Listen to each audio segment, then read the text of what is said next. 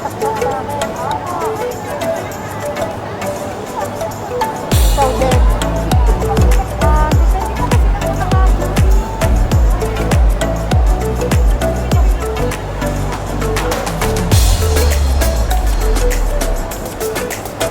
Ano yun? Hindi ng government o dun na yun?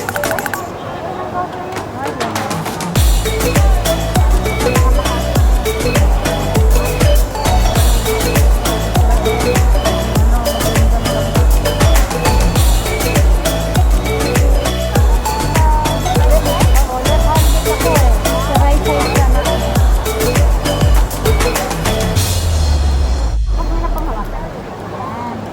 Tapos po, pag sinabi kong hinga malalim, sabay tayo po ha. Okay? Hinga malalim. Yan. Okay po. Tapos yun. Yan lang.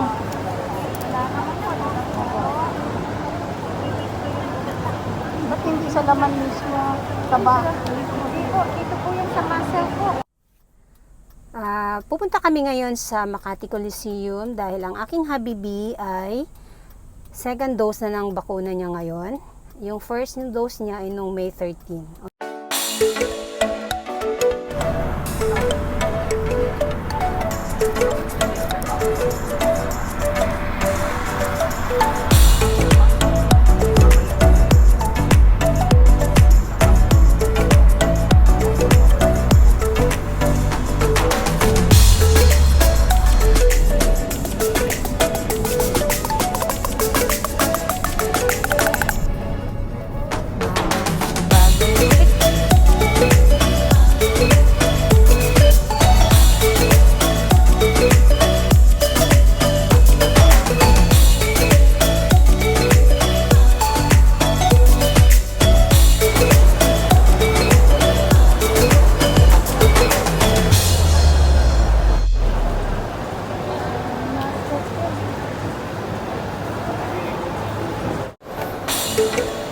Nandito na kami ngayon sa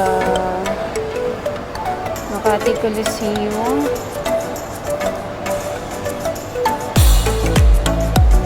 Yan na yung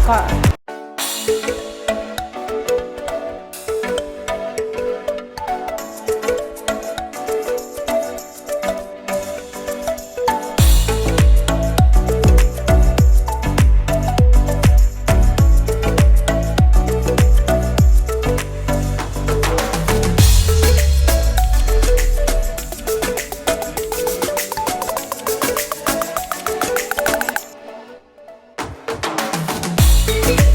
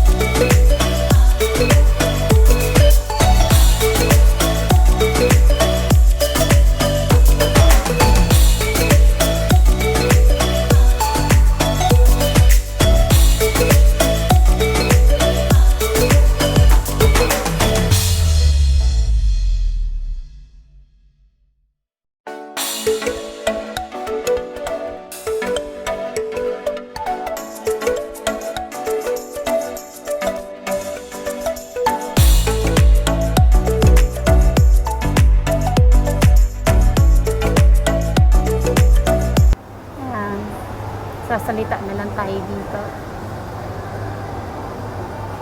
Ako gustong-gusto ko na rin talaga mabakunahan. Kasi nga siguro sa kategory ko, wala naman akong sakit, hindi ako priority, kaya siguro panghuli.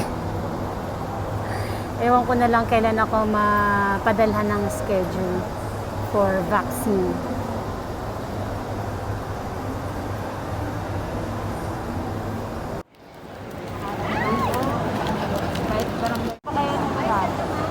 So left nung ulo. Yung una. Right pala. Sorry, right. Yun na nakalagay dun sa record. Ha? Sige. Hindi, nag-i-insulin ka sa Dito. Sa right. Harap na lang. Bali, sa left ako na yan, ha?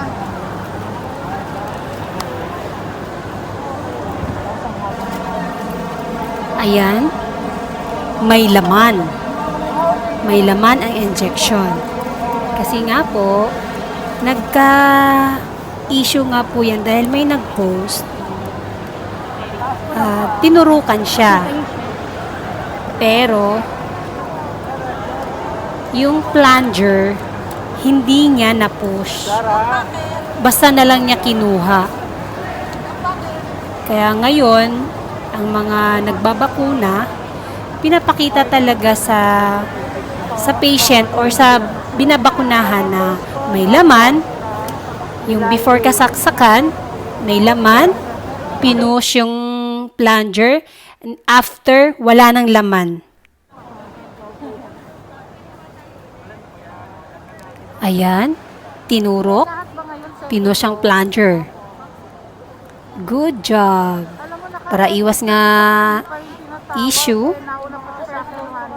Ayan, talagang ayan, walang laman. Pinapakita talaga nila. Good job. Na vaccine. Opo. Kailan kaya sila? Mga next month.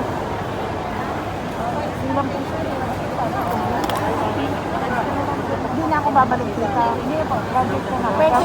Okay, thank you po. Pwede ba ano? Laminate? Okay, thank you very much. God bless. Wala ka ng tanong? Yung nga sa'yo.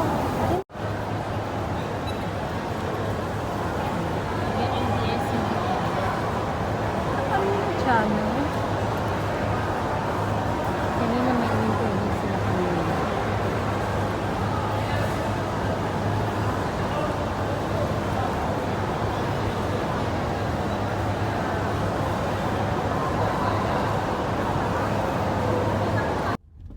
Bebe, tapos na ang second dose.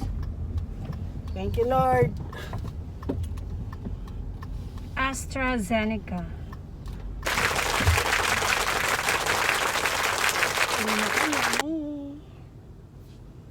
Grabe ang haba ng ano. Mas mabagal ngayon.